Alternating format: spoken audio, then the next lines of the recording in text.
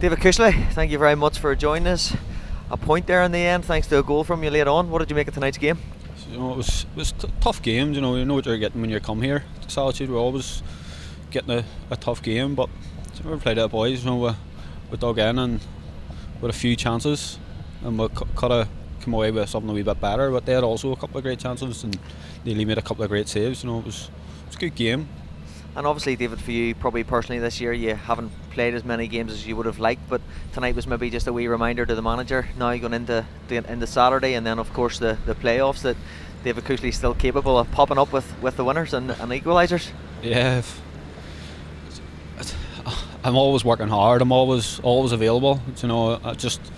Rally's the chance I get. A great club to be at. I just enjoy when I do get the opportunities. And obviously the manager's made a few changes tonight, since the split, David. And you've been playing a few of those games. What did you make of some of the young lads come in? I know we've made reference to the goalkeeper that came in tonight and played his first competitive game. But what did you make of the overall squad performance tonight? A couple of young lads, we've great talent coming through at the club. They come up and train with us every week, and you can see the wee bit of class oozing out of them. And fair play to Stephen for giving them the opportunity. And it was a wee bit dead mud today, the game, but he's still throwing them in against Linfield, throwing Andy in. He done brilliant, but the kids are relishing it and doing well. What did you make of the fans being back in the stadium tonight, David? I know no Crusaders supporters, but plenty of Cliftonville fans. How maybe intimidating was that tonight? No, listen, no matter where you go, you're always going to get a bit of grief, but listen, it's part and parcel. The same when people come to the Seaview, it is what it is. You just gotta smile and get on with it and knuckle down and do what you can do on the pitch. Absolutely. And another goal from you. I know you like these North Belfast derby goals, and the late on ones in particular, David, but obviously when that ball fell to you tonight and you seen the clock, I think it was right in the last kick of the game, but you must have been delighted. Yeah, it's one of it was a top end, but I could have scored one before. It sort of blazed over, but the defender was sliding in, and then one had just hit over the bar from the throw-in. A goal is a goal, and you celebrate, especially in a North Belfast derby. It's good to get one. Just enjoying it. Absolutely, David. Thank you very much for joining us tonight, and well played this evening. No problem. Thank you. Thank you very much for joining us. A bit of a mad 24 hours for you, I'm sure. Obviously, Jonathan Tuffy was suspended tonight. John O'Neill is carrying a bit of an injury. When did you first find out that you were going to be playing? That night of the cup, and then just all hit. Just came training that Tuesday night. But during the week, just the nerves is building up. Just trying not to think one thing about it. No trying to work at the same time. But no, enjoyed it. Good, really good. So yeah, I'm pleased. And obviously, did it take you maybe just a minute or two just to settle into the game? I know probably played a couple of games, made a couple of silly mistakes and reserves, and then just coming here, just have to try and settle and just relax and just let myself play the game, and that's really about it. And a North Belfast derby, so plenty at stake, if pride, if nothing else, and obviously at this stage of the season. But we've seen a few world-class saves tonight, obviously instinct saves, but how happy were you, and that maybe just give you a wee lift then? Over the moon, so I am. So the weight's just all off my shoulders now, nothing about getting 3 in at the deep end and away derby, And obviously, I seen Sean O'Neill was obviously on the bench tonight. I'm not sure we were ever prepared for him to come on, but did he maybe give you some advice just before you went? All the boys gave me advice for the game, so they did. So really thankful for all the boys helping and just doing their thing as usual. And obviously you got to watch from the far end of the pitch, but 93 minutes I think we made it, and David Cushley pops up with an equaliser. Is that just the icing on the cake? It is indeed, mate. Brilliant. Over the moon. Couldn't believe it too. Brilliant. So good. Neil, thank you very much for joining us. No worries, super debut. Well done tonight. Cheers, buddy. Thank you very much. Lovely. Stephen Baxter, thank you very much for joining us. Bit of a dress rehearsal this evening maybe for the playoff semi-final against Cliftonville, but obviously a point in the end. How happy are you with the team's performance? I'm very happy with the team's performance, given that we've been stretched with, we had 4 or 5 players unavailable to us with injury and suspension. Tonight we had to be very careful around our team selection, and then we pick up, there was 2 players I didn't really want to bring on. Sitting on the bench, and we end up having to bring them on really early. David Cushley and Gary Thompson had to come on within 15 minutes, and so that was never the plan. And then we see the bodies that are all on with ice packs and now needing rubs and sitting on benches. it's a concern for us, you know, the amount of injuries. So those are little things that we need to look at. We need to freshen this up now for Saturday, because we come back here next Tuesday night, don't we? In a Euro playoff semi-final to try and make a final. It's going to be a tough ask for the players, but they're all up for the challenge. And whilst they're nursing knocks tonight, if we give them as much rest as we possibly can, I know that they'll come out fighting, because they fought to the death here tonight.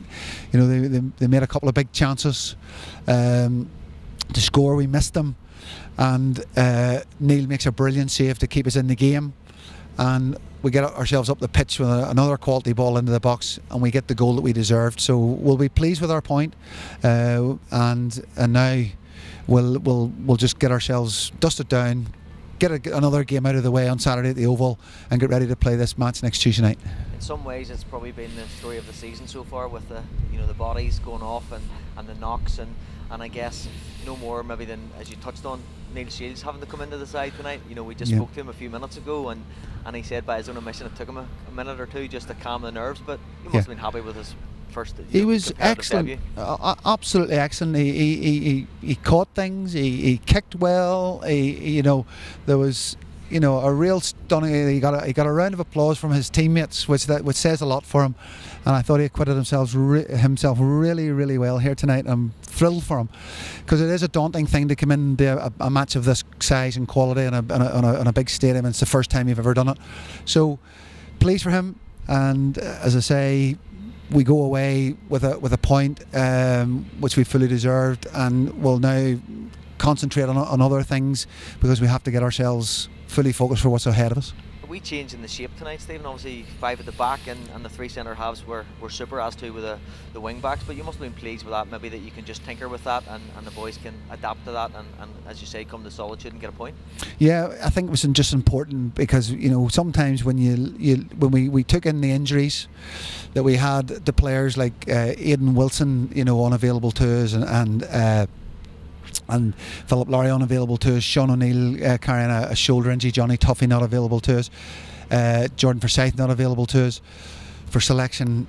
We had 3 dummy floaters on the bench not available to us tonight, and so you're sitting with a situation where you're looking at what team is available to you, what players are ready to play, and we looked at the shape that we could muster out of that